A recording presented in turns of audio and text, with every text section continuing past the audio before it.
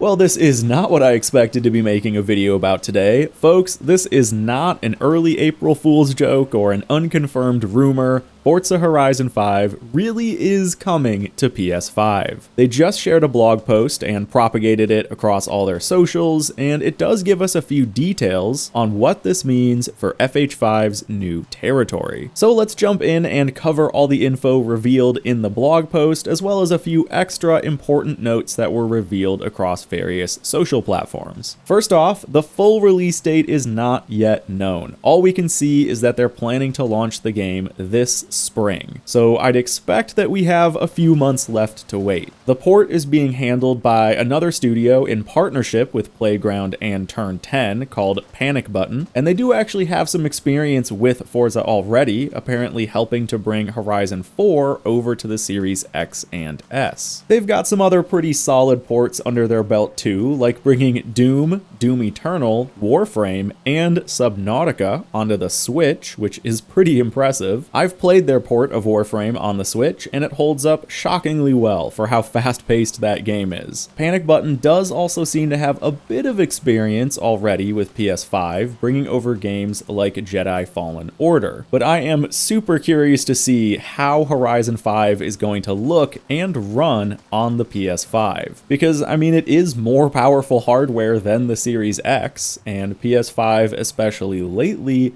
has been flexing their 120Hz mode in some games. So could we maybe see a 120Hz performance mode for Horizon 5? I mean, personally, I would love that because racing games are fantastic at higher frame rates, but I don't know, maybe that's something where they don't want to offer a better play experience on non-first party hardware. I guess PC obviously already exists, so maybe that's just not a concern at all. And either way, I think the game is probably going to end up looking better on PS5. Right now, Horizon 5 does look fantastic on Series X, but PC can of course push the visuals further, especially with the post-launch updates to ray tracing that consoles did not get. So I wonder if maybe the PS5 version will be sort of a middle ground between Series X and high-end PC visuals with some of those ray tracing updates that PC got. Either way, I'm sure it's gonna look great. I'm just curious how much they plan to utilize the PS5 hardware and feature set. Anyway, let's bring it back to the blog post itself for some more launch details. So Horizon 5 on PS5 will feature all the same content that the Xbox and PC version has, including the ability to purchase both expansions and every car pack. I'm assuming this will mean PlayStation players also will have access to the recently released kind of complete all-in-one car pack option that we just got. And it's worth mentioning here, just in case, that the FH5 Premium Edition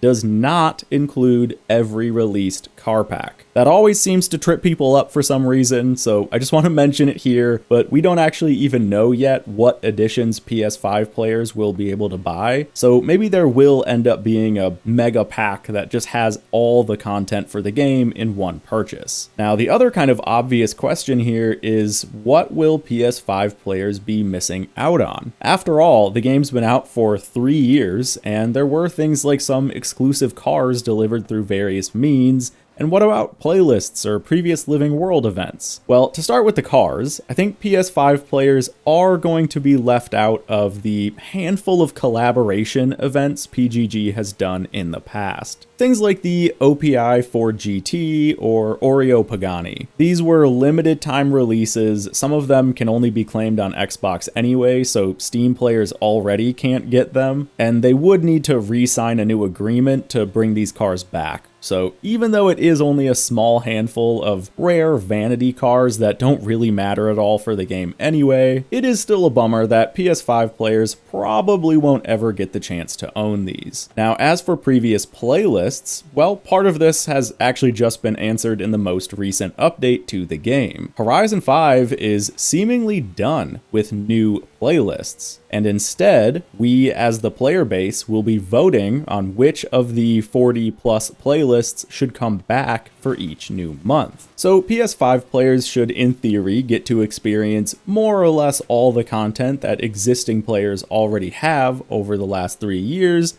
just probably in a very different order. Now, they did say that the returning playlists might be a bit different, for example, featuring new event labs or new reward cars, but I think ultimately that's a minor and likely positive change. So I don't think PlayStation players will be missing out there. That said, there is actually another brand new feature that was teased in the blog post that seems to be aimed towards catching up PS5 players. This is called Horizon Realms. The blog post states, Realms will give players the chance to explore a curated collection of some of the community's favorite previously released evolving worlds, alongside some other surprises. And that's kind of all we get. They could easily take a lot of different paths with this, but I think the way that I read it is that these realms will always be accessible. Like maybe there's going to be a rotating pool of 2 or 3 realms at any given time that you can just jump into, and they'll sort of change the world state of your game to what the game looked like back when that specific update was live. And then,